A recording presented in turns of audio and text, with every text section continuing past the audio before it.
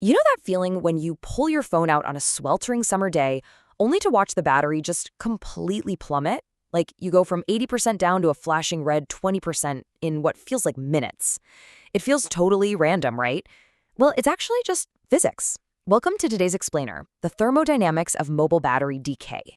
So, it really all boils down to a simple question. Why does your battery die so much faster in the heat?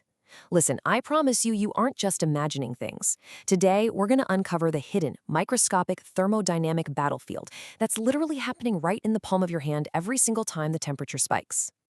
Okay, let's dive into this. If we zoom way past the macroscopic annoyance of your phone dying, down into the microscopic science of lithium-ion mechanics, things get pretty wild. See, in a perfect room temperature world, your battery smoothly passes lithium ions back and forth between two electrodes. It's like this elegant, highly controlled chemical dance. But as soon as you introduce environmental heat, oh man, that smooth dance instantly turns into absolute chaos. And that chaos introduces something called internal resistance. Basically, this is an aggressive opposition to the flow of electrical current within the battery itself. Extreme heat acts as a catalyst here, rapidly and artificially speeding up all those internal chemical reactions. Now, you might be thinking, hey, faster reactions, that means more power, right? Nope, it is the exact opposite.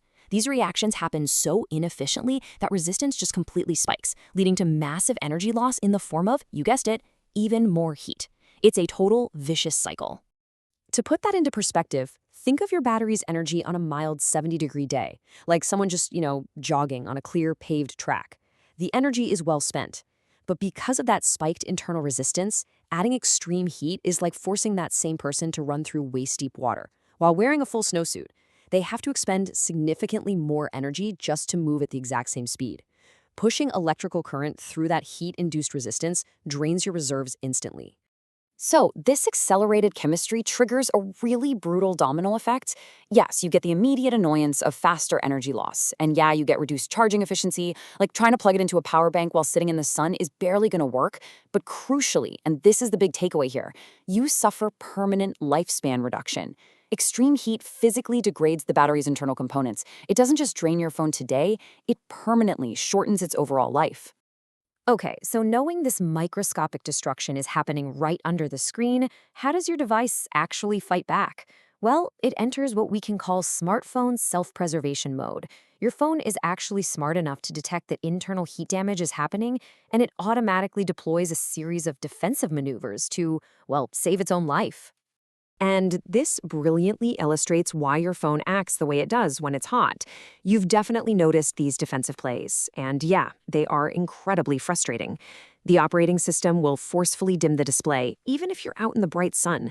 It intentionally slows down the processor, making all your apps stutter and lag. And it will throttle or even pause charging entirely. The software is intentionally handicapping the hardware to stop any more internal heat generation. Because of this, we really need to completely reframe how we view these behaviors. The next time your screen goes totally dark at the beach, don't just view it as an annoying performance glitch. Honestly, it's a heroic self-preservation mechanism. Your phone is literally slamming on the brakes. It is sacrificing your current user experience to save the battery from permanent, irreversible death. So now that we understand the microscopic battlefield and the heroic lengths our phones go to survive it, how can we help? Replacing a phone battery, or worse, the whole device, is super expensive. What you should really take away from this explainer is that you can absolutely prevent that permanent lifespan reduction just by changing a few everyday habits. Here are the practical, real-world steps derived directly from our source material. First step, avoid direct sunlight. Keep your phone under a towel or toss it in a bag. Second, take off those thick cases while you're charging. Cases trap the heat your battery naturally generates, so you gotta let it breathe. Third, absolutely no hot cars. A parked car is basically a greenhouse, which makes your cup holder a complete thermodynamic nightmare. And finally, always try to charge in a cool, air-conditioned environment to keep that internal resistance nice and low. To wrap up our explainer today, I want to leave you with a really striking quote from the source material.